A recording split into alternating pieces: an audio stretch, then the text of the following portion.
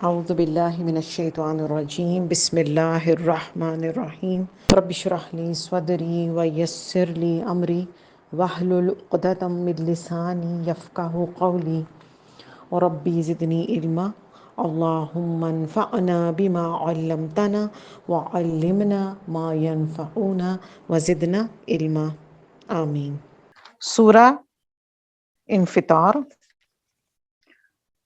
سورہ انفطار بھی جو ہے مکی سورہ ہے، اور اس سورہ کے اندر پچھلی سورہ کی طرح ٹوٹنے اور چیزوں کے ہلنے اور قیامت کے برپا ہونے کے ڈسکرپشن کی طرف اللہ سبحانہ تعالیٰ ہمیں توجہ دلا رہے ہیں۔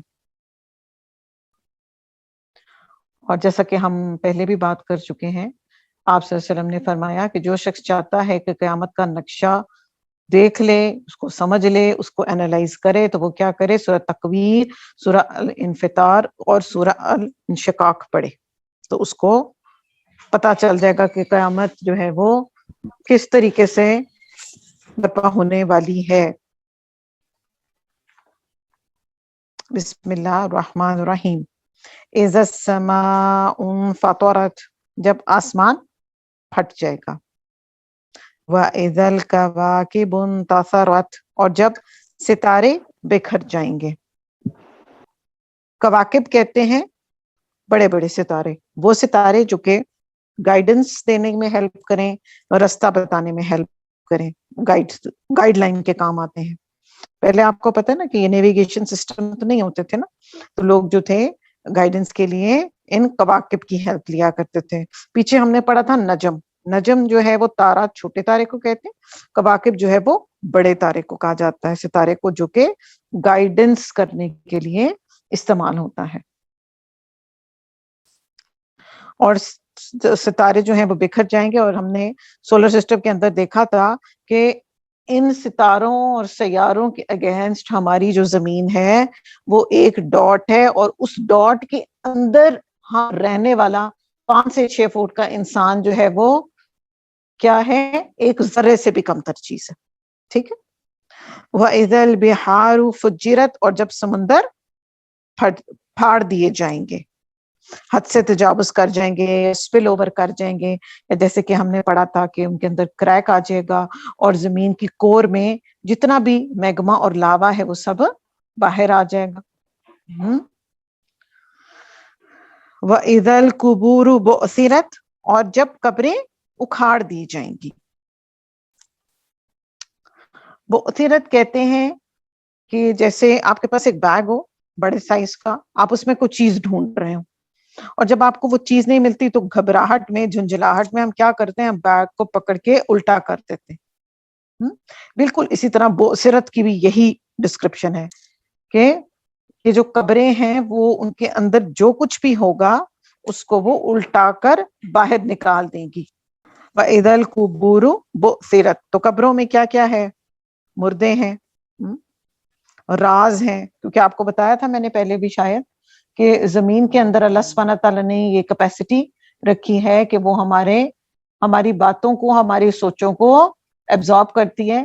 اس لیے کہا جاتا ہے کہ آپ جگہ بدل بدل کر نماز پڑھیں، اور جب آپ پریشان ہوں تو کیا کریں؟ زمین کے اوپر بیٹھیں، زمین پہ فوکس کریں، زمین کو دیکھیں، تو اس سے آپ کو بہت زیادہ یہ تھراپیوٹک ہے آپ کے لیے، کیونکہ زمین جو ہے وہ چیزوں کو اپنے اندر ایبزارب کر دیتی ہیں۔ کیونکہ جب ہم کچھ بھی برا سوچ رہے ہوتے ہیں یا نیگیٹیوٹی ہوتی ہے تو نیگیٹو تھاٹس جو ہوتی ہیں نا، ان کی ایک وائبز ہوتی ہیں، یا آپ ان سے کہو کہ ان کی بھی شعائیں ٹائپ ہوتی ہیں، ٹھیک ہے۔ تو زمین میں اللہ سبحانہ تعالیٰ نے یہ کیپیسٹی رکھی ہے کہ وہ ہر چیز کو اپنے اندر ایبزارب کر لیتی ہے۔ تو اس دن کیا ہوگا؟ قبریں اکھاڑ دی جائیں گی۔ علمت نفس ما قدمت وأخرت، اور اس دن جان لے گا ہر نفس جو اس نے آگے بھیجا اور جو اس نے پیچھے چھوڑا۔ آگے کیا بھیجا؟ نیکا مال، اور پیچھے دنیا میں کیا چھوڑا؟ اولاد چھوڑ دی، مال چھوڑ دیا، صدقہ جاریہ کے کام چھوڑ دیے، یا اپوزٹ۔ تو اچھے یا برے کام جو بھی ہم نے کیے وہ اللہ تعالیٰ کے پاس ہمارے ڈیلی پہنچ جاتے ہیں۔ پیچھے کیا چھوڑا؟ صدقہ جاریہ کے کام چھوڑے، علم نافع چھوڑا، کوئی چیریٹی ورک کیا، اور جو سب سے بڑا ہمارا صدقہ جاریہ ہے وہ ہے ہماری اولاد. ٹھیک ہے، تو کیا چھوڑا پیچھے اور کیا آگے بھیجا، یہ ہم سب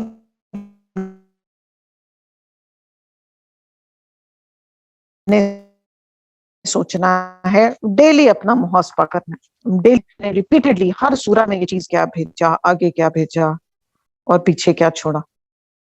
یا ایھا الانسان ما غرک بربک الکریم، اے انسان کس چیز نے دھوکے میں ڈالا تجھ کو تیرے رب کے بارے میں. اب یہاں آپ غور کریں، یا ایھا الانسان کہا گیا ہے، یا ایھا المؤمن نہیں کہا گیا، یا ایھا المسلم نہیں کہا گیا، یا ایھا الذین آمنوا نہیں کہا گیا، سب لوگوں کو کہا جا رہا، کیونکہ اس سے یہ پتہ چلتا ہے کہ اللہ سبحانہ وتعالیٰ رب جو ہے وہ سب کا ہے. اللہ سبحانہ وتعالیٰ خالق و مالک سب کا ہے. اور یہ جو سورہ، یہ جو آیت ہے نمبر 6، یہ ہماری اس سورہ کا کرکس ہے.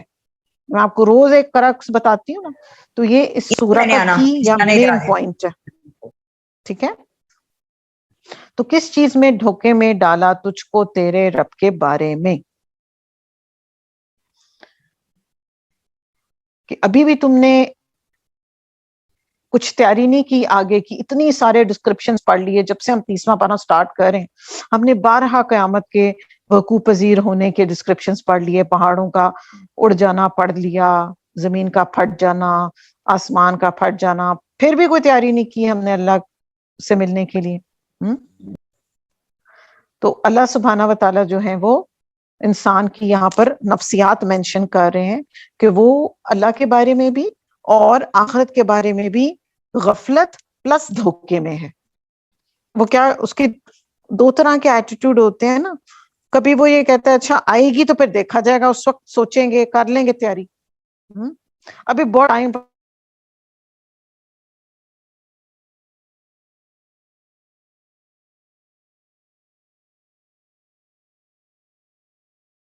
پڑا ہے، ابھی انجوائے. تو کس کو پتا کس کے مہلت ہے، اپنے معزز رب کے بارے میں کس چیز نے تجھے دھوکے میں ڈالا. اب اس کو آپ اپلائی کریں گے زندگی کے ہر میٹر میں. زندگی کے ہر میٹر میں کیا میں اپنے ہر کام اللہ کی مرضی کے مطابق کر رہی ہوں؟ کیا میں سب نعمتوں کے ملنے کے بعد اپنے اللہ کا شکر ادا کر رہی ہوں؟ کیا میں شیطان کے رستے پہ چل رہی ہوں یا میں رحمان کے رستے پہ چل رہی ہوں؟ کیونکہ شیطان جو ہے ہر وقت ہمیں گلٹی کانشیس، کیا ہمیں وقت سمپتیاں دلائے رکھتا ہے، تو بہت تھک جاتی ہو، تم اتنا کام کرتی ہو، آرام کیا کرو. تو شرک کرنا جو ہے وہ بھی اللہ کے بارے میں دھوکے میں رہنا ہے. تو یہ سوچ پیدا کرنی ہے اپنے اندر دنیا میں رہتے ہوئے کہ جس دن اللہ کی پکڑ آ گئی اس دن کوئی چیز ہمیں بچانے والی نہیں ہے. اور سب سے بڑا جو دھوکے میں ڈالنے والا ایجنٹ ہے وہ کون ہے؟ وہ شیطان مردود. غلط فالس ہوپس دلاتا ہے، لمبی امیدیں دلاتا ہے، مال جمع کر لو، گھر بنا لو، اپنی اگلی نسل کے لیے 4 پیسے جوڑ لو، ادھر انویسٹمنٹ کر لو، حلال و حرام میں فرق نہ کرو، ایکسٹرا میرٹل افیئرز کر لو، کوئی فرق نہیں پڑتا، کسی کو تو نہیں پتا چل رہا. تو یہ دھوکے میں ڈالنے والا کون ہے؟ شیطان. اور انسان بڑا کمفرٹیبل ہو کے اس کے پیچھے چلنے لگ جاتا ہے، اور پھر جیسے وہ کہتا ہے اس کو کرنے لگ جاتا ہے اس کے حساب سے. تو اللہ تعالیٰ انسان سے یہ کوشچن کر رہے ہیں، اٹس اے ریٹوریکل کوشچن. جو ریٹوریکل کوشچنز ہوتے ہیں نا قرآن مجید میں، ان کے اوپر ہمیشہ رک کے سوچنا ہوتا ہے. یا ایھا الانسان ما غرک بربک الکریم الذی خلقک فسواک فعدلک. وہ ذات جس نے پیدا کیا تجھ کو درست بنایا اور پھر برابر کر دیا. بیلنسڈ، ہر چیز اللہ سبحانہ وتعالیٰ نے بیلنسڈ بنائی. دل اور دماغ دیا، روح اور جسم دی، آزاد دیے، double right and left hand, اور ہر ایک جو ہے اپنے حساب سے. اب ہمارے سسٹم کے اندر بہت سارے جو سسٹمز ہیں وہ خود کار چل رہے ہیں، ہمیں ان کو کوئی چابی نہیں دینی پڑتی یا ہمیں کوئی بیٹری فٹ ان نہیں کرنی پڑتی. یہ اللہ سبحانہ تعالیٰ نے خود ہی ہمارے اندر فٹ ان کر کے بنا دیے اور بیلنس بنایا. چہرے کو دیکھیں, سکن کا کلر دیکھیں, ناخنوں کو دیکھیں, سکن کو دیکھیں, بالوں کو دیکھیں, ہر چیز اللہ سبحانہ تعالیٰ نے انسان کی درست بنا کر بھیجی, خوبصورت بنا دیا. ہر شکل خوبصورت, ہر سکن خوبصورت, ہر انسان خوبصورت, پرفیکٹلی ڈیزائنڈ. اور ایک اور چیز جو ہمیں اللہ سبحانہ تعالیٰ نے بیلنسڈ دی وہ کیا تھی؟ امت وسط بنایا ہمیں, بہترین امت بنا کر بھیجا. فی ای صورت ما شاء رکبک, جس شکل میں چاہا اس نے ترکیب دے دیا تجھ کو. تو یہ کسی انسان کو اگر گورا رنگ ملا ہے تو اس میں اس کی کوئی کنٹریبیوشن نہیں ہے. اگر کسی کو اللہ تعالیٰ نے خوبصورت بنا دیا تو اس میں اس کی کوئی کنٹریبیوشن نہیں. لوگ جو ہے نا, کسی کو آپ اگر کمپلیمنٹ کریں جی آپ بہت پیارے, تو لوگ اتنا خوش ہوتے ہیں اور وہ ایسے اس کمپلیمنٹ کو لیتے ہیں جیسے شاید انہوں نے اپنا آپ خود ڈیزائن کیا تھا. یہ اللہ سبحانہ تعالیٰ کی ذات ہے جس نے اپنی مرضی سے ہر انسان کو پیدا کیا, جس کو چاہا جیسی شکل دے دی, جس کو چاہا جیسا رنگ دیا, کسی کو نارمل بنایا, کسی کو ہینڈی کیپ بھی بنا دیا, کسی کی 6 فنگرز بھی لگ گئی, کسی کو آٹزم کے ساتھ پیدا کر دیا. یہ صورت ان کہتے ہیں ویزیبل فارم, جو نظر آتی ہے ہمیں. تو یہ کس نے بنائی ہے؟ یہ اللہ سبحانہ تعالیٰ کی ذات نے بنائی ہے. تو اس کے بعد پھر ہمارے پاس یہ کوئی جواز نہیں رہتا کہ ہم کسی کے رنگ, کسی کی شکل, کسی کے فیچرز, کسی کے کسی بھی چیز پر کوئی بات کریں کہ یہ تو ایسا ہے, اس کا تو ہم, کیونکہ ہمارے معاشرے میں چیز بڑی پریولنٹ ہے نا, اس کو یہ تو اپنی ماں جیسی نہیں ہے, یہ تو اپنے باپ جیسی نہیں ہے, پتہ نہیں کس پہ چلی گئی. تو انسان کا تو اس میں کوئی اختیار ہے ہی نہیں. یہ اللہ سبحانہ تعالیٰ کی ذات ہے, وہ جس کو چاہے جیسے بنا دے. کَلَّا بَلْ تُكَذِّبُونَ بِالدِّینِ, ہرگز نہیں بلکہ تم جھٹلاتے ہو جزا و سزا کے دن کو. تو یہ صورت, شکل, مال, دولت, رنگ, یہ چیز اللہ تعالیٰ کے لیے کوئی امپورٹنس نہیں رکھتی. صورت, شکل, مال, دولت, رنگ, اللہ کے لیے یہ چیز امپورٹنٹ ہے کہ انسان اپنی آخرت کے لیے آخرت اورینٹڈ کتنا ہے. اللہ کو اس سے کوئی فرق نہیں پڑتا ہم نے کس ڈیزائنر کے کپڑے پہنے, اللہ کو اس سے کوئی فرق نہیں پڑتا کہ ہم کون سے پارلر گئے تھے اور ہم نے کون کون سا فیشلز کوائے. اللہ کو اس سے کوئی فرق نہیں پڑتا, نہ اس کو ان چیزوں کی ضرورت ہے. اس کو کس چیز کی امپورٹنس ہے اس کے نزدیک؟ اس کے نزدیک امپورٹنس ہے انسان کے تقوی کی. اچھا, اور ایک اور بات ہوتا ہے, اب ان آیات کا 7 اور 8 کا 9 کے ساتھ کوئی کنیکشن بھی بن رہا ہے نا, اس لیے کہ جب انسان کے پاس شاید خوبصورت شکل آ جاتی ہے یا اس کے پاس مال و دولت زیادہ آ جاتا ہے تو وہ کیا کرتا ہے؟ اپنے ایکشن سے آخرت کو جھٹلانے لگ جاتا ہے, فرعون بن جاتا ہے, تکبر کرنے لگ جاتا ہے, اپنی مرضیاں کرنے لگ جاتا ہے, کیونکہ ابھی اس کے پاس صحت ہے اور اسٹرانگ جسم ہے, اس کے پاس مال ہے, دولت ہے, گاڑیاں ہیں. وہ کہتا ہے جب آئے گا یوم الدین تو پھر دیکھا جائے گا. تو یوم الدین کا انکار کرنا صرف یہ نہیں ہوتا کہ آخرت, ہمارے کیس میں specially in the case of اس, کہ صرف یہ کہنا کہ جی آخرت آ کے رہنی ہے, جی بالکل ہمارا اس پر اعتماد ہے, ہم اس پر بلیو کرتے ہیں, مگر اس کی تیاری نہ کرنا اور اس کو پسے پش ڈال دینا اور اس کو لائٹ لینا اور اس کے بارے میں بات نہ کرنا جو ہے, یہ بھی تکذیب کی کیٹیگری میں فال کر سکتا ہے. کیونکہ اللہ سبحانہ تعالیٰ نے سورہ زاریات میں انسان کے پیدا ہونے کا کیا بتایا ہے کہ وہ کیوں اللہ تعالیٰ نے انسان اور جنوں کو پیدا کیا تھا. ما خلقت الجن والانس الا لیعبدون, اپنی عبادت کے لیے, یہ اس لیے ہم آئے تھے اس دنیا میں.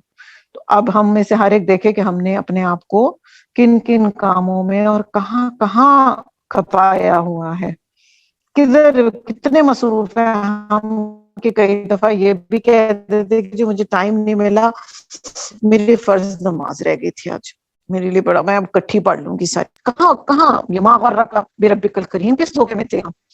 اور کل اس طرح کی پچھلی سورہ میں 26 میں این تذہبون, تو کہاں تم جا رہے ہو, کہاں چلے جاتے ہیں ہم, کیوں ہم اپنے فوکس سے اور اپنے مدار سے نکل جاتے ہیں؟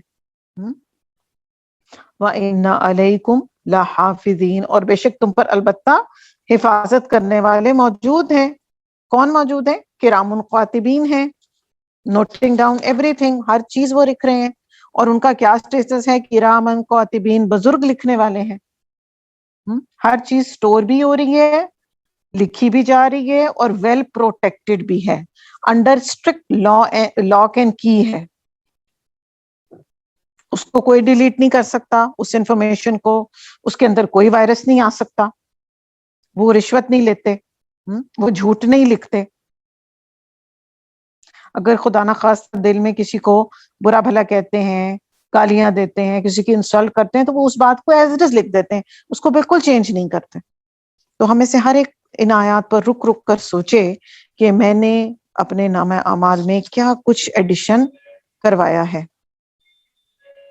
نمبر 12، یعلمون ما تفعلون، وہ جانتے ہیں جو کچھ تم کرتے ہو. they know everything.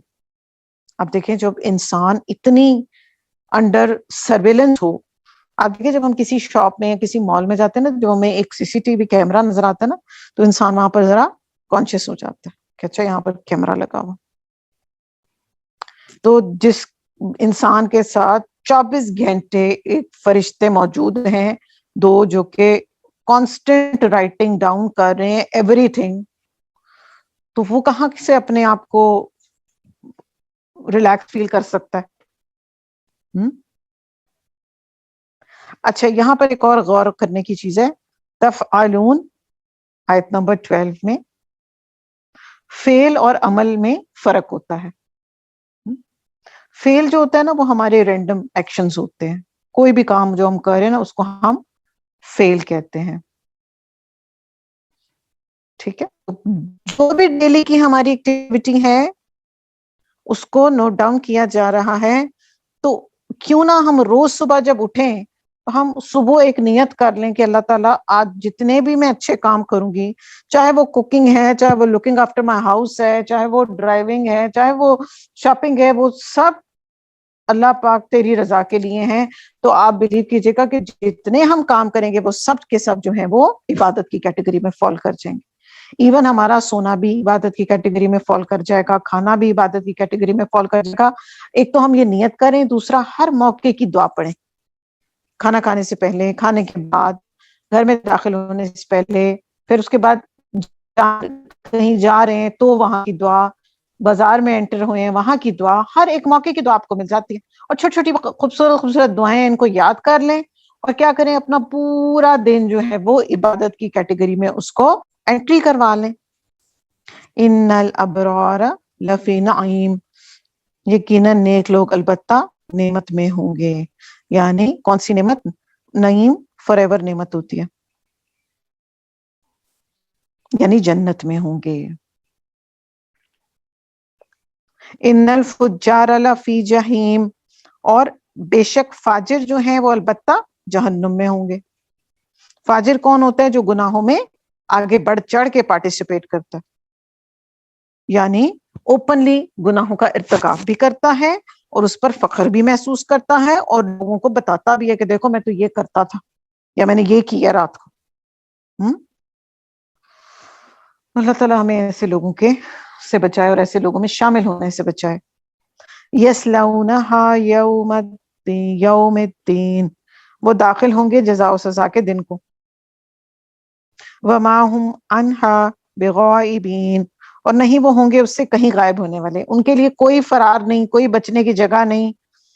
ایسا نہیں ہو سکتا کہ وہ اپنی آنکھ بچا کے آگے پیچھے ہو جائیں. ایک مہلت کے لیے بھی آپ قائم نہیں ہو سکتے.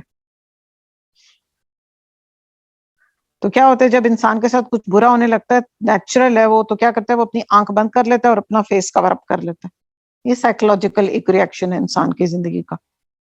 خود کو کیا کرتا ہے اس سے بچانے کے لیے کہ اس برے ایکسیڈنٹ اس کو دیکھ. عموماً کبھی ہم ایسے سڑک پہ جا رہے ہیں اور ہمیں لگ رہا ہوگا جی ابھی یہ دو آپس میں گاڑیاں کولائڈ کرنے والی ہیں، تو انسٹنٹ ریئیکشن کیا ہوتا ہے؟ ہم آنکھیں فوراً بند کر لیتے ہیں، اس سین کو ہم فیس نہیں کرنا چاہ رہے ہوتے. یہ انسٹنٹ ریئیکشن ہوتا ہے انسان کا. مگر وہاں سے، اس جگہ سے، اس سائٹ سے، اس سچویشن سے، اس ذلت سے، اس تکلیف سے وہ غائب ہونے والے نہیں ہوں گے۔ دنیا میں تو کر لیتے ہیں، ایک دوسرے کو کور اپ کر جاتے ہیں، یہاں پہ تو رشوت بھی چل جاتی ہے، یہاں پر تو رشتہ داری بہت کام آ جاتی ہے، وہاں پر تو ہم نے پڑھا، پچھلی سورہ میں ہی پڑھا تھا کہ ہر اپنے قریبی رشتہ داروں سے ہر کوئی بھاگے گا، ماں، بھائی، بیٹا، بیوی، سب سے بھاگے گا۔ وما ادراک ما یوم الدین، اور کیا چیز آگاہ کرے تجھ کو یوم جزا کے بارے میں۔ یہاں پر بھی ہمیں جو ہے وہ غور کرنے کے لیے کہا جا رہا ہے، کیونکہ اگلی آیت میں پھر اس بات کو ریپیٹ کیا جا رہا ہے، ثم ما ادراک ما یوم الدین، پھر کیا بتائے تجھ کو کیا ہے یوم الدین۔ تو یہ بڑے سمجھنے کی بات ہے کہ جب بھی قرآن مجید میں کوئی بات ریپیٹڈلی آتی ہے تو اس پر غور کرنا ہوتا ہے، رک کر سوچ کر اس پہ امیجن کرنا ہوتا ہے۔ اور ان آیات میں علماء کرام کہتے ہیں کہ اللہ سبحانہ تعالیٰ کی جو ہے وہ غصہ کی ڈپکشن ہے، ایک ڈانٹ ہے لوگوں کے لیے کہ کیوں نہیں تم اپنے آپ کو بدلتے، کیوں نہیں تم سمجھتے، کیوں نہیں تم چینج ہوتے، کس طرف ڈی ٹریک ہو کے پھر رہے ہو، کیوں صرف تم دنیا کی زندگی کے اوپر اتنے ریلیکس ہو گئے ہو، کیوں تمہیں وقتی فائدے جو ہیں وہ بہت اٹریکٹ کرتے ہیں، کیوں نہیں تم جنت عدن کے لیے سٹرائیو کرتے، کیوں نہیں محنت کرتے۔ یہاں پر اللہ سبحانہ تعالیٰ جو ہے وہ لوگوں کو انوائٹ کر رہے ہیں کہ وہ چینج کریں، خود کو سوچیں اس بات کے بارے میں، یہ بڑا قریب ہے، وہ دن بس آیا کھڑا، دور نہیں ہے۔ یوم لا تملک نفس لنفس شیئا، جس دن نہ مالک ہوگا کوئی شخص کسی بھی شخص کے کسی چیز کا، والامر یومئذ للہ، اور معاملہ اس دن اللہ کے ہاتھ میں ہوگا۔ تو وہاں پر کیونکہ دنیا میں تو یہ ہوتا ہے نا کہ ہم کبھی کسی مشکل میں ہوتے ہیں تو ہم کیا کرتے ہیں، چھوٹا سا بھی کوئی پرابلم ہوتا ہے، فرینڈ کو بتا، امی کو بتا، ہسبینڈ سے مشورہ کر، بھائی کو بتا، ادھر ادھر کر کے ہاتھ پاؤں مار کے ریفرنسز نکال لیتے ہیں اور کیا کرتے ہیں، مسئلوں سے نکل آتے ہیں، اپنے لیے کوئی نہ کوئی آسان رستہ ڈھونڈ ہی لیا کرتے ہیں۔ مگر قیامت کے دن کے بارے میں، اس دن کیا ہے کہ کوئی کسی انسان کے معاملے میں کوئی مالک نہیں ہوگا، کوئی کیئرفل نہیں، کوئی کسی کا نہیں پوچھے گا، کیونکہ اس دن معاملات جو ہیں وہ اللہ سبحانہ تعالیٰ کے ہاتھ میں ہوں گے۔ تو اس آیت نے بھی ہمیں اس بات پر سوچنے پر مجبور کر دیا کہ جب میرے کسی نے کام آنا نہیں، جب میرے نہ شوہر نے کام آنا ہے، جو شوہر ہے نہ ان کی بیویوں نے ان کے کام آنا ہے، نہ میرے بچوں نے میرے کام آنا ہے، نہ ماں باپ، نہ بہن بھائیوں نے کام آنا ہے، تو پھر میرا ٹارگٹ کیا ہو؟ دنیا میں رہ کر ان رشتوں کو اچھے طریقے سے نبھاتے ہوئے میرا فوکس ہونی چاہیے میری آخرت۔ اور کچھ ایسے اپنی زندگی کو ڈیوائز یا پلان کرنا ہے کہ ہم دنیا کے ساتھ ساتھ آخرت کے لیے بھی نیک اعمال اکٹھے کرتے چلے جائیں۔ اور آپ بلیو کریں کہ ایسا پاسبل ہے، کیونکہ ہمارے دین میں تو رہبانیت ہے بھی نہیں نا، کہ بس آپ بہت زیادہ ڈیپتھ میں یہ آیتیں پڑھو نا تو پھر کہتے کہ جی بس سب کچھ چھوڑ کے بیٹھ جائیں، ایسے بھی نہیں کرنا ہم نے دنیا میں رہنا ہے، دنیا کی خوشیوں کو بھی انجوائے کرنا ہے، نعمتوں پہ بھی اللہ کا شکر ادا کرنا ہے۔ اگر قرآن کے طریقے سے چلیں گے نا، اللہ کے احکامات کے حساب سے چلیں گے، آپ صلی اللہ علیہ وسلم کی سنت کے حساب سے چلیں گے، تو ہر کام جو ہے وہ عبادت بن جائے گا۔ کیونکہ اس دن کی بارے میں ہم سوچیں کہ اس دن مالک جو ہے وہ اللہ سبحانہ تعالیٰ کے ذات، کوئی کسی کو بچانے والا نہیں ہوگا۔ وہ لوگ جو آئیڈل ورشپ کرتے ہیں، پوجا کرتے ہیں ان کی بتوں کی، وہ کچھ بھی نہیں کر پائیں گے، وہ دنیا میں بھی کچھ نہیں کر سکتے تھے، لکڑی کے پتھر کے بیٹھے ہوتے تھے وہاں پہ بھی ایسے ہی بیٹھے ہوں گے۔ جو اگر کسی انسان کی بھی کرتے تھے، عقیدت کرتے تھے، اس کی پوجا ہی کرتے تھے ان اے وے، تو وہاں پر وہ بھی اپنا نفسی نفسی بھاگ رہا ہوگا۔ تو سورج کی کرتے تھے تو سورج ویسے ہی ختم ہو جائے گا، اور جو چاند ستاروں کی پوجا کرتے تھے، چاند ستارے تو ویسے ہم نے پڑھ لیا بے نور کر دیے جائیں گے، ٹوٹ جائیں گے اور ختم ہی ہو جائیں گے، تو پھر کوئی تو رہا ہی نہیں پیچھے۔ کون ہے پھر؟ کس کی ہے بادشاہی؟ صرف اللہ سبحانہ وتعالیٰ کی ذات ہے جس کے پاس ساری بادشاہی اس دن ہوگی، اور وہ ہر معاملے کو بڑے انصاف کے ساتھ حل فرمائے گا۔ دنیا میں بہت سے ایسے معاملات ہیں جس کو ہم ابھی تک کسی اینڈ ڈسکرپشن پہ یا اس کے اینڈ رزلٹ پہ نہیں پہنچ سکے، بہت سے ایسے معاملات ہیں، مگر آخرت میں ہر راز جو ہے وہ پتا چل جائے گا، اور ہر کنفیوژن سالو ہو جائے گی، اور ہر مسئلے کا حل پتا چل جائے گا، کیونکہ اس دن معاملہ اللہ، اور اللہ تعالیٰ سے بڑھ کر انصاف کرنے والا کوئی بھی نہیں۔ اللہم الف بین قلوبنا واصلح ذات بیننا واہدنا سبل السلام ونجنا من الظلمات الی النور وجنب الفواحش ما ظہر منها وما بطن وبارک لنا فی اسماعنا وابصارنا وقلوبنا وازواجنا وذریاتنا وتب علینا انک انت التواب الرحیم واجعلنا شاکرین لنعمتک مثنین بہا قابلیہا وَأُتِمَّهَا عَلَيْنَا۔ اے اللہ ہمارے دلوں میں محبت پیدا کر دیجئے اور ہمارے آپس کے معاملات کی اصلاح کر دیجئے، اور سلامتی کے راستوں کی طرف ہماری رہنمائی فرما دیجئے، اور ہمیں اندھیروں سے نجات دے کر نور کی طرف لے آئیے، اور ہمیں تمام ظاہری اور چھپی بدکاریوں سے محفوظ رکھیے۔ ہمارے لیے ہمارے کانوں، ہماری آنکھوں اور ہمارے دلوں میں اور ہمارے زوج اور ہمارے بچوں میں برکتیں عطا فرما دیجئے، ہماری توبہ قبول فرما دیجئے۔ بلا شبہ آپ بہت زیادہ توبہ قبول کرنے والے ہیں، رحم کرنے والے ہیں، اور ہمیں اپنی نعمتوں کا شکر کرنے والا بنا دیجئے، اور ان کی تعریف کرنے والا، اس کو قبول کرنے والا بنا دیجئے، اور ان نعمتوں کو ہم پر کامل فرما دیجئے۔ سبحان اللہ، کتنی خوبصورت دعا ہے، اور اتنی خوبصورت دعا، اور اس میں بہت ساری چیزیں ہم نے اپنے اللہ سبحانہ وتعالیٰ سے مانگی۔ سب سے پہلے ہمارے دلوں میں الفت۔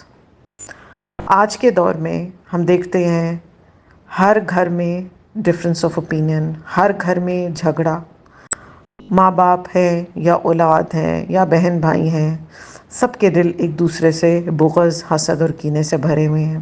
تو اب جب یہ دعا پڑھیں گے تو آپس میں ایک دوسرے کی محبت پیدا ہوگی، اور پھر جب محبت پیدا ہوگی تو ڈیفینیٹلی آپس کے معاملات بھی سنورنا شروع ہو جائیں گے، اور پھر جب ایز اے فیملی ہم یونائٹڈ ہوں گے اور راہ راست پر ہوں گے تو ہم سلامتی کے رستوں پر خود بھی چلیں گے اور سب کو لے کر ساتھ اپنے چلیں گے۔ سب ایک پیج پر ہوں گے، سب ایک پوائنٹ آف ویو کو فالو کریں گے، تو سب کے لیے آسان ہوگا سلامتی کے رستوں کی طرف چلنا، اور پھر اندھیروں سے نکلیں گے اور نور کی طرف گائیڈڈ ہوں گے اللہ سبحانہ وتعالیٰ کی طرف سے، اور ظاہری برائیوں سے اور ایسی بدکاریاں جو چھپ چھپا کے کرتے ہیں ہم سب۔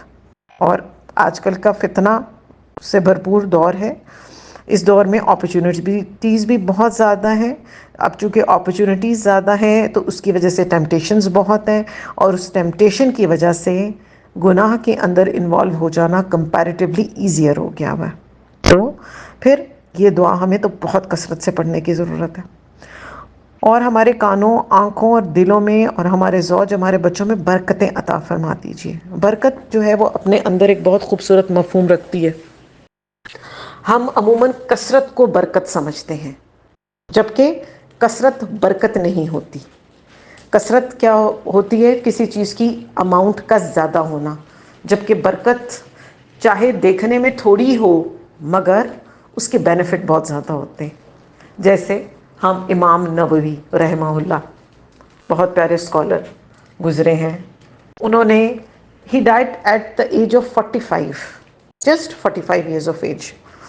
اور آج کل کے دور میں ہم یہ دیکھتے ہیں کہ 45 آف ایج میں ایک ایوریج انسان جو ہے وہ شادی کر کے، تھوڑا سا بچے بڑے کر کے، اور وہ بھی اپنی لائف میں سیٹلمنٹ کی طرف جا رہا ہوتا ہے۔ میں صرف دنیا کی سیٹلمنٹ کی بات کر رہی ہوں، اسپرچویلٹی کی سیٹلمنٹ کی طرف تو ہم کوئی خاص فوکس کرتے نہیں نا۔ تو وہ 45 ایئرس آف ایج میں he was able to write down 28 comprehensive books، اور ایک سے ایک خوبصورت کتاب انہوں نے لکھی. یہ ہوتی ہے برکت. اس کو کہتے ہیں برکت.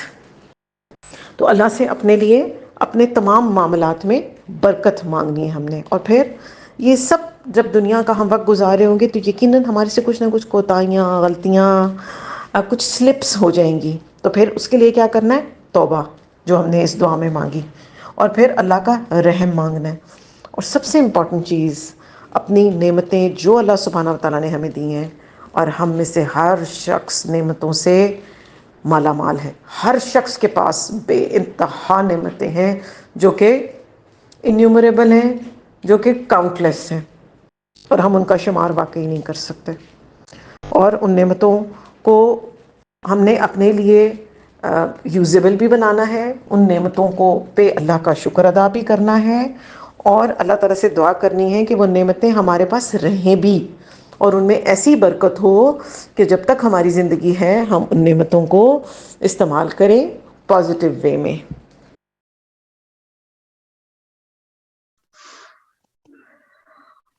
وما علینا الا البلاغ المبین. جی ریفلیکشنز السلام بتائیے. علیکم ورحمۃ اللہ وبرکاتہ. ٹھیک ہے، وعلیکم السلام. میں نے ٹرن اس سے پہلے لی کہ میرے ذہن میں کچھ چیزیں آ رہی تھیں جو کہ میں آپ لوگوں سے شیئر کرنا چاہ رہی تھی، جو کہ اس صورت کو بھی پڑھتے ہوئے آئی. کہ پچھلے دنوں ایک حدیث پڑھی تھی کہ جو کہ بلکہ حضرت جبرائیل علیہ السلام کے بارے میں تھا کہ وہ نبی صلی اللہ علیہ وسلم کے پاس ملاقات کے لیے آئے تھے، اور پھر ان کے چہرے پہ آثار تھے پریشانی کے، غم کے. تو نبی صلی اللہ علیہ وسلم نے ان سے سوال کیا تو انہوں نے کہا کہ مجھے اللہ تعالیٰ نے حکم دیا کہ میں دوزخ کو دیکھ کے آؤں، تو میں اس کے درجات دیکھ کے بہت پریشان ہوں، اور اس کے بارے میں نبی صلی اللہ علیہ وسلم نے کہا آپ مجھے بھی بتائیں. تو انہوں نے بتایا کہ جو جہنم کے درجات ہیں اس میں سب سے نیچے کون؟ مشرکین، منافقین، پھر مشرکین، پھر منافق ہے. جی، پھر اس طریقے سے مطلب یہودی، پھر عیسائی، پھر یوں کرتے کرتے جو ہے وہ پھر آخری جو بالکل پہلے درجے کا تو چپ ہو گئے. تو پھر انہوں نے کہا نبی صلی اللہ علیہ وسلم نے کہ آپ بتائیے. انہوں نے کہا آپ کی امت کے وہ لوگ جو گناہ گار ہوں گے، جس کی وجہ سے پھر نبی صلی اللہ علیہ وسلم 3 دن تک جو ہے وہ اللہ تعالیٰ سے رو رو کر فریاد کی. جب پھر اس کے بعد آیت نازل ہوئی تھی کہ آپ کو اللہ تعالیٰ بہت دے گا. تو ہمارے لیے اصل میں فکر کی بات نہیں. ہم جو اپنے آپ کو کیٹیگری میں سے، ہم کبھی بھی اپنے آپ کو مشرکین، منافقین، یعنی ہمیں پورے وقت پناہ مانگنی چاہیے کہ ہم ان کی کیٹیگری میں فال نہ کریں. ہم صرف ہمارے اوپر لیبل ایز مسلمز ہے تو ہمارے دل میں اسی طرح ہم بہت سارے لوگ جو ہیں وہ کوئی مزاروں اور ان سب چیزوں کے چکروں میں پڑتے ہیں. دیکھیے جو فوت ہو گیا وہ ہماری کوئی مدد نہیں کر سکتا، لیکن لوگ مجبوری میں پتہ نہیں کس کس چیز کو ماننے کو تیار ہو جاتے ہیں، تو وہ ہمارے دین کی جی کمزوری آ جاتی ہے. تو ہم اپنے آپ کو بہت سیکیور ہر وقت نہیں وہ کر سکتے کہ ہم تو مسلمان ہیں اور ہم بس اس طرح، لیکن اللہ تعالیٰ سے پورے وقت پناہ مانگنی چاہیے کہ ہم ان کیٹیگریز میں کہیں فال نہ کر دیں. تو بس یہی چیز ذہن میں آئی تھی. جزاک اللہ خیر. جزاک اللہ. جی طیبہ حفیظ کو انمیوٹ کر دیجیے. السلام علیکم ورحمۃ اللہ وبرکاتہ. جی طیبہ. جی مجھے یہ آیت نمبر 6 کی ہی بات کرنی تھی کہ اس کو جب ہم پڑھ رہے تھے کہ یا ایھا الانسان ما غرک بربک الکریم، کہ اے انسان تجھے کس چیز نے جو ہے وہ اپنے رب کے بارے میں دھوکے میں ڈالا. دھوکے میں ڈالا. تو میں سوچ رہی تھی کہ انسان، آپ نے جیسا کہ بتایا کہ انسان کا لفظ استعمال ہوا جو کہ تمام انسانوں کے لیے، ویدر دے آر مسلم اور نان مسلم. تو ٹھیک ہے، ہم نان مسلمس کو یا جو جتنے بھی اور ریلیجنس کے لوگ ہیں یا ایتھیسٹ ہیں ان سب کو ایک سائڈ پہ کر دیں اور ہم اپنے آپ کو سوچیں کہ ہم تو اللہ کو مانتے بھی ہیں، اور پھر ہم سوچیں کہ ہمیں کس چیز نے دھوکے میں ڈالا ہوا ہے. ہم اپنی ڈیلی روٹین لائف کو دیکھیں اور اپنی اس کو پرائیورٹائز کریں، اس کو کیٹیگرائز کریں پہلے ہم کہ جی کون کون سی چیزیں ایسی ہماری لائف میں ہو رہی ہیں جو ہمارا اللہ سے کنیکشن مضبوط نہیں ہونے دے رہی. پھر ہم ان کو جو ہے دیکھیں کہ اچھا اس میں وہ، یہ تو ہمیں پتہ ہے کہ المال والبنون زینت الحیات الدنیا، مال اولاد کی تو سمجھ آتی ہے، لیکن بہت ساری ایسی چیزیں بھی ہوتی ہیں جو کہ سیکنڈلی اس کے بعد، مال اور اولاد کے بعد آ رہی ہوتی ہیں، لیکن ہم ان کو اگنور کر رہے ہوتے ہیں. جیسے ہمارے کوئی گناہ بھی ہو سکتے ہیں کہ وہ بھی ہمیں جو ہے اللہ سے دور کر رہے ہیں. ہماری کوئی اور ایسی سوشل ایکٹیویٹیز ہو سکتی ہیں جو کہ ہم ثواب سمجھ کے کر رہے ہوتے ہیں اور لیکن وہ ہمیں اللہ سے دور کر دیتی ہیں کیونکہ وہ قرآن و سنت کے مطابق نہیں ہوتی، یا پھر ایسا ہوتا ہے کہ ہم اس میں ٹائم اتنا لگا دیتے ہیں، جیسے کوئی سوشل ورک کر رہے ہیں یا ہم کوئی بھی دین کا ہی کام کر رہے ہیں، لیکن اتنا اس کو امپورٹنٹ سمجھ کے کر رہے ہیں کہ ہمارے فرائض جو ہیں وہ نگلیکٹ ہو رہے ہیں۔ تو ہر ایک کی زندگی کو ہمیں اپنی اپنی زندگیوں کو دیکھنا چاہیے کہ ہم دیکھیں کہ صبح سے لے کے شام تک جتنے بھی ہم نے کام کیے ہیں ان میں کون کون سے ایسے کام تھے جو ہمیں دین سے دور کر رہے ہیں، اپنے رب سے دور کر رہے ہیں، پھر ان کو ہم دیکھیں کہ کیا یہ واقعی کام اتنے امپورٹنٹ ہیں ہماری زندگی میں کہ ہم ان کو چھوڑ نہیں سکتے اور ہم اپنے اللہ کو چھوڑ رہے ہیں۔ پھر اس میں مجھے جو پڑھ کے ایک سمجھ آ رہی تھی کہ اللہ تعالیٰ خود انسان سے پوچھ رہے ہیں، اس سے سوال کر رہے ہیں، حالانکہ اللہ تعالیٰ کو تو ہر چیز کا پتہ ہے نا، اللہ سبحانہ وتعالیٰ جانتے ہیں کہ کس کی زندگی میں کس چیز کی امپورٹینس ہے، لیکن پھر بھی وہ انسان سے پوچھ رہے ہیں، کیوں؟ کیونکہ وہ ہمیں جسے نا جگانا چاہ رہے ہیں، ایک مطلب تھاٹ پرووکنگ سی سوچ ہے، وہ ہمیں جگا رہے ہیں کہ خود ہوش کرو اور دیکھو کہ کیا چیز دھوکے میں تمہیں ڈالا ہوا ہے، اور کتنے مطلب پیار سے اللہ تعالیٰ بربی کا جو کہہ رہے ہیں کہ تیرے رب کی، تو اس میں مجھے سمجھ آ رہی تھی کہ اللہ تعالیٰ نے جو ہم اللہ سے دور ہو جائیں، ہم اللہ سے کو چھوڑ دیں، مانے نہ مانے، لیکن اللہ تعالیٰ اپنی نسبت انسان کے ساتھ جوڑ رہے ہیں کہ تیرے رب سے تجھے دھوکے میں ڈالا، اور پھر ساتھ کریم کا لفظ بھی استعمال کیا گیا ہے کہ اللہ تعالیٰ کتنے کرم والا ہے کہ ہم بے شک جو مرضی اعمال کرتے ہیں لیکن اللہ تعالیٰ ہمیں پھر بھی ہم پر اپنا رحمت، اپنا کرم، اپنا فضل ہم پہ جاری ہی رکھتا ہے۔ ہم یہ نہیں ہوتا کہ ایک گناہ کے بعد فوراً ہمیں سزا مل جائے، ایک فرض نماز چھوڑنے کے بعد ہمیں جو ہے فوراً کوئی اسی وقت سزا ملے، اسی وقت کوئی عذاب ہو جائے۔ تو اللہ تعالیٰ کا کرم ہمارے ساتھ پھر بھی چلتا رہتا ہے۔ ہمیں یہ سوچنا چاہیے کہ ہم اس کرم کی وجہ سے بھی ہم اگنور نہ کریں اللہ کو، کہ جی اللہ تعالیٰ تو بہت کریم ہے تو اللہ ہمیں معاف کر دے گا، تو ہم جو ہے جو مرضی کرتے پھریں۔ تو مجھے یہ سمجھ آ رہا تھا کہ آج سے میں خود بھی اپنی لائف کو دیکھوں، اپنے ڈیلی روٹین کو دیکھوں کہ کون سی ایسی چیزیں ہو رہی ہیں جس کی وجہ سے کہیں میری عبادت میں یا میری نماز میں یا اللہ عبادت اور نماز کے علاوہ ایک جو بندے اور اللہ کا کنیکشن ہوتا ہے وہ کہاں پہ جو ہے وہ ویک ہو رہا ہے، کس چیز کی وجہ سے ویک ہو رہا ہے۔ تو یہ مجھے شاید سے کافی ساری چیزیں جو ہے وہ سمجھ آ رہی تھی، اور ابھی اور بھی بہت ذہن میں پتہ نہیں کیا کیا کچھ چل رہا ہے۔ جزاک اللہ، الحمدللہ۔ ایکچولی ان ڈیپتھ اسٹڈی کا یہی موٹو ہوتا ہے اور یہی ریکوائرڈ ہوتا ہے کہ انسان جو ہے وہ قرآن مجید جب وہ اس طرح سمجھ کے پڑھتا ہے تو وہ اس کا اندر سے ذہن ہلے بغیر جو ہے نا وہ سوچے بغیر آگے نہیں چل سکتا۔ تو اس کے بارے میں یہ ہے کہ اللہ سبحانہ وتعالیٰ کو اپنے بندے کی توبہ قبول اور توبہ کرنا اتنا پسند ہے کہ جس طرح ایک شخص صحرا میں جا رہا ہو اور اس کی ایک اثاثہ اس کا اونٹ ہو، اس پر اس کا پانی ہو، کھانا ہو، اور وہ گم جائے، صحرا میں گم جائے اور وہ اس کو ڈھونڈ رہا ہے، پریشان ہے، جیسے ہی وہ اس کو دیکھ لے گا اپنے اونٹ کو کچھ دیر کے بعد، اور اس کے دل میں جتنی خوشی ہوگی اللہ سبحانہ تعالیٰ کو اس سے زیادہ اپنے بندے کی طرف سے خوشی ہوتی ہے جب وہ توبہ استغفار کرتا ہے اور اپنے اللہ کی طرف واپس لوٹ آتا ہے اور وہ اپنے اللہ تعالیٰ کے سے توبہ کرتا ہے اور آئندہ کے لیے برائیوں کو چھوڑ کر اللہ کے راستے کی طرف چلنے لگ جاتا ہے۔ چلیے، وما علینا الا البلاغ المبین، سبحانک اللہم ربنا وبحمدک، اشہد ان لا الہ الا انت، استغفرک واتوب الیک۔ السلام علیکم ورحمۃ اللہ وبرکاتہ۔